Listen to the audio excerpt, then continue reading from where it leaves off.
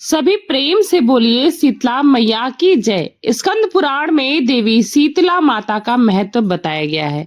इसीलिए चैत्र महीने के कृष्ण पक्ष की अष्टमी तिथि पर इनकी पूजा और व्रत किया जाता है। अक्सर शीतला माता की पूजा चैत्र मास के कृष्ण पक्ष की सप्तमी तिथि से ही प्रारंभ हो जाती है, क्योंकि शीतला माता को ठंडे और बासी भोजन का भोग लगाया जाता है, जो कि चैत्र कृष्ण पक्ष की सप्तमी तिथि को मनाया जाता है। लेकिन कुछ जगहों पर इनकी पूजा होली के बाद पड़ने वाले पहले सोमवार या गुरुवार के दिन ही की जाती है।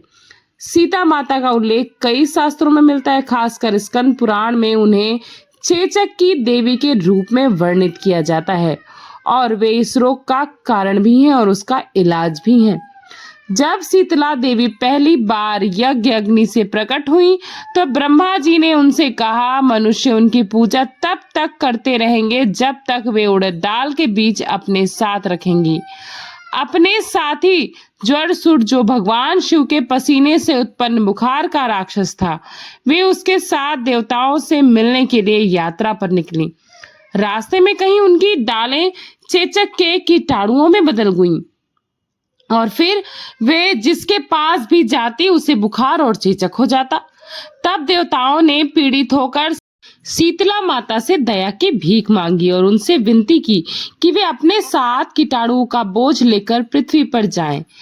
शीतला देवी मान गईं और ज्वरासुर के साथ पृथ्वी पर आ गईं।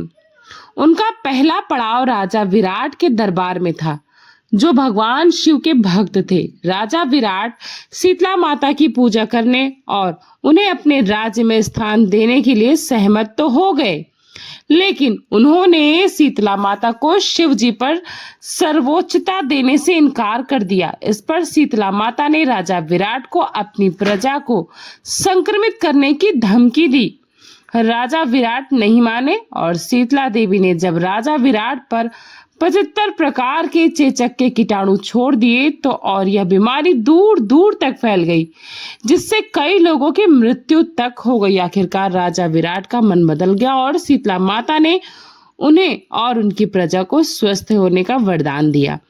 शीतला माता गधे पर सवार होकर होती हैं।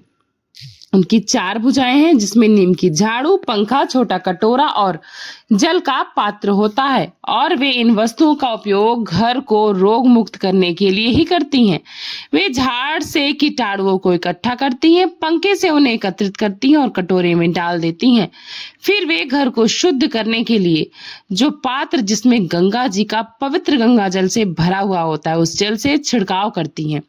शीतला नाम का अर्थ होता है शीतलता प्रदान करने वाली। ऋतुओं के परिवर्तन और गर्मी के मौसम के आगमन के साथ मनुष्य स्वास्थ्य के लिए स्वच्छता के महत्व पर जोर देना आवश्यक है, और शीतला माता की पूजा आसपास को साफ और स्वच्छ रखने की प्रेरणा ही प्रदान करती है। इसीलिए शीतला माता की पूजा में साफ सफाई का बहुत ही विशेष ध्यान देना चाहिए। साथ ही केवल इस दिन ठंडा और बासी भोजन प्रसाद रूप में ग्रहण करने के बाद से फिर ठंडा और बासी भोजन ग्रहण करने से बचना चाहिए, क्योंकि मौसम परिवर्तन के साथ शरीर में रोग आदि हो सकते हैं। शीतला माता के भोग के लिए पूरी, पापड़ी, हलवा, लपसी, चावल, रबड़ी और इसके अलावा अपनी परंपरा के अनुसार भोग बनाएं, जिसमें सप्तमी या अष्टमी की सुबह रोली, मौली, काजल, मेहंदी, बाजरे के दाने, दही, कच्चा दूध या कच्ची लस्सी, जल का लोटा और जो भी भोग के लिए आपके यहाँ पकवान बनाए जाते हैं वो पकवान बनाए गए हैं। वे ब्लाउज पीस यानी कि कपड़े का कुछ शुद्ध टुकड़ा और कुछ दक्षिणा आदि सामग्री ले लेते हैं।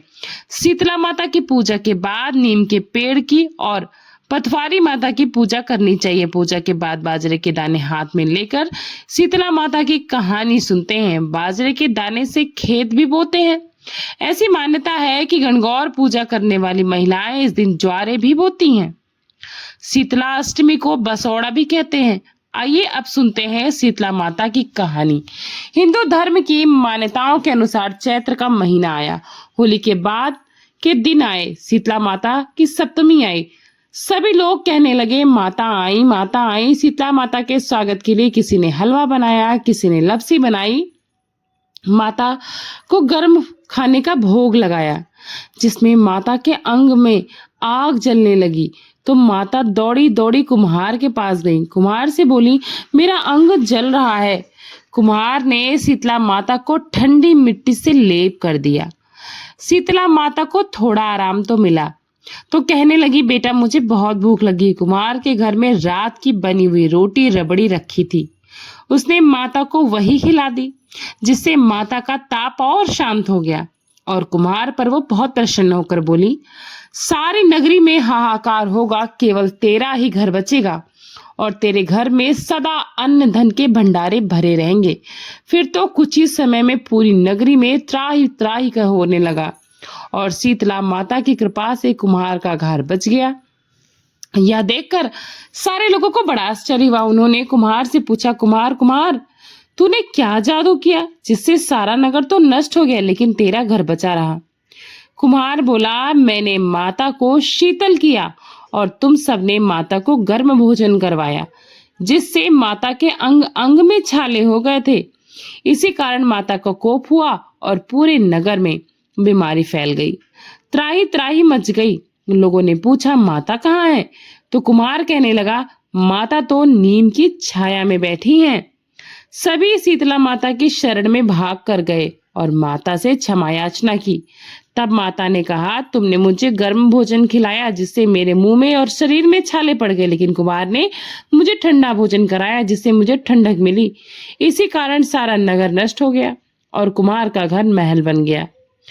तब लोगों ने विनती की कि माता अब बताइए कि क्या करें? तो माता बोली, अब होली के 7 दिन बाद शीतला सप्तमी आएगी। उस दिन सब नगरवासी छठ को बनाए खाने से मेरी पूजा करें और भोग लगाएं। ऐसा कहकर माता अंतर्ध्यान हो गई। इसके बाद शीतला सप्तमी आई तो सब ने ठंडा भोजन खिलाया और भोग लगाया माता को। माता की पूजा की जिससे माता प्रसन्न हो गई और सारी नगरी में आनंद हो गया। हे शीतला माता, जैसे सारे नगरवासियों को आपने क्षमा किया और उन पर प्रसन्न हुई, वैसे ही सब पर प्रसन्न रहना, भूल चूक क्षमा करना, हमारी संतान की रक्षा करना। इसके बाद पटवारी माता और गणेश जी की कहानी भी सुननी चाहिए। तो वो कहानी आपको अगले वीडियो में जरूर सुनने को मिलेगी, क्योंकि ये वीडियो ज्यादा लंबी हो जाएगी। तो मिलते हैं नई वीडियो में नई कथा के साथ। तब तक अपना खूब सारा ख्याल रखिएगा और वीडियो को लाइक करिएगा, चैनल को सब्सक्राइब करिएगा। मिलते हैं नई कथा के साथ। Thanks for watching Purnima Keshav blog. Radhe Radhe, जय श्री कृष्ण।